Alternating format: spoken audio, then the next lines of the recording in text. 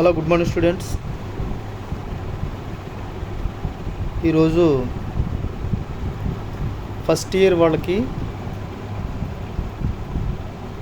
ఖచ్చితంగా ఎగ్జామ్లో వచ్చేటువంటి క్వశ్చను మనం ఎగ్జామ్ పేపర్ ఇవ్వకుండానే ఆన్సర్ బుక్లెట్ ఇవ్వగానే రాసేటువంటి డైరెక్ట్గా వచ్చేటువంటి క్వశ్చన్ ఇది. మీ అందరూ జాగ్రత్తగా ప్రిపేర్ అయినట్లయితే మంచి మార్కులు రావడానికి డైరెక్ట్గా మీ చేతిలో ఇప్పుడే పబ్లిక్లో 10 మార్కులు మీ చేతిలో ఉన్నట్టే, దాంతోపాటు 5 మార్క్స్ కూడా మీతో ఉంటుంది. అదే ఏ లెసన్ అంటే ఫస్ట్ ఇయర్లో థర్డ్ లెసన్లో నేషనలిజం అనేటువంటిది. దీనిలో ప్రతిసారి కూడా దీంట్లో ఎస్ఏ క్వశ్చన్స్ వచ్చి ఒక క్వశ్చన్ మాత్రమే ఉంటుంది. పబ్లిక్లో మనకి ఎస్ఏ క్వశ్చన్లు చూస్తే 5 క్వశ్చన్లు ఇస్తాడు. దాంట్లో ఖచ్చితంగా ఉండేటువంటి క్వశ్చనే ఎసెన్షియల్ ఎలిమెంట్ ఆఫ్ నేషనాలిటీ. నేను చూపిస్తున్నాను మీకు.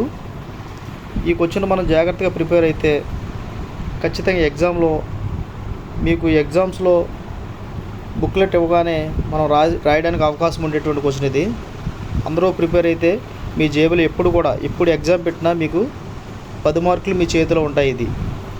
ఇదే ఎసెన్షియల్ ఎలిమెంట్ ఆఫ్ నేషనాలిటీ. దాంట్లో 7 పాయింట్స్ మాత్రమే ఉంటాయి. అంటే నేషనాలిటీ, ఒక నేషనల్ని మనం ఐడెంటిఫై చేయడానికి ఏ లక్షణాలు బేస్ చేసుకుని ఒక నేషనల్ని ఐడెంటిఫై చేశారో అనే విషయాన్ని మనం తెలుసుకోవడానికి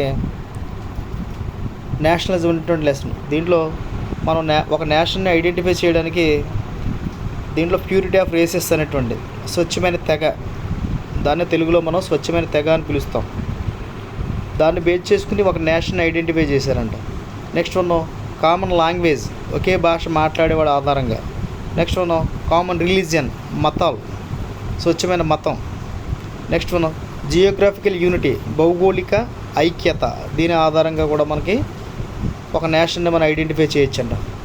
దాంతోపాటు కామన్ హిస్టరీ అనేటువంటిది కూడా చరిత్ర ఆధారంగా కూడా మనం ఒక నేషన్ని ఐడెంటిఫై చేయొచ్చు. దాంతోపాటు కామన్ కల్చర్, సంస్కృతి. మన భారతదేశం యొక్క సంస్కృతి చూస్తే ప్రపంచ దేశాల్లో ఉన్నటువంటి అన్ని సంస్కృతుల కన్నా కూడా భిన్నంగా ఉంటుంది. మన భారతదేశంలో ఉన్నటువంటి మతాలు కానీ కులాలు కానీ ఏ దేశంలో ఉండవు. మన భారతదేశంలో ఉన్నటువంటి సంస్కృతి హిందూ సంస్కృతిని కలిగి ఉంటాం. సంస్కృతి ఆధారంగా కూడా మనం ఏం చేయొచ్చు అని చెప్పొచ్చు అంటే ఒక నేషన్ని మనం బిల్డ్ చేయడానికి, ఒక జాతీయత అనేటువంటి లక్షణాన్ని ఏర్పాటు చేయడానికి ఉపయోగపడుతుందని. కామన్ పొలిటికల్ యాస్పిరేషన్స్, వీటి ఆధారంగా ఈ 7 క్వాలిటీస్ని బేస్ చేసుకునే మనం ఒక నేషన్ని ఐడెంటిఫై చేయడానికి ఉన్నటువంటి ఎసెన్షియల్ ఎలిమెంట్స్. ఇది ఎస్ఏ క్వశ్చన్ కింద ఖచ్చితంగా ఎగ్జామ్లో మనం బుక్లెట్ ఇవ్వడంతో క్వశ్చన్ పేపర్ నీకు చేతిలో పెట్టకుండానే మనం ఈ క్వశ్చన్ ఆన్సర్ రాయొచ్చు.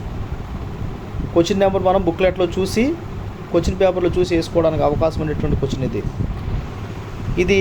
ఈ లెసన్లో మనం నేషనలిజంలో చూస్తే మనకి మొత్తం మార్కులు 15 మార్కులు వస్తాయి. అందులో 10 మార్కులు ప్రతి ఒక్క విద్యార్థి చేతిలో ఉంటాయి ఈ క్వశ్చన్ నేర్చుకున్నట్లయితే. దీంతోపాటు మనం 5 మార్క్స్ క్వశ్చన్ కూడా ఉంది దీంట్లో.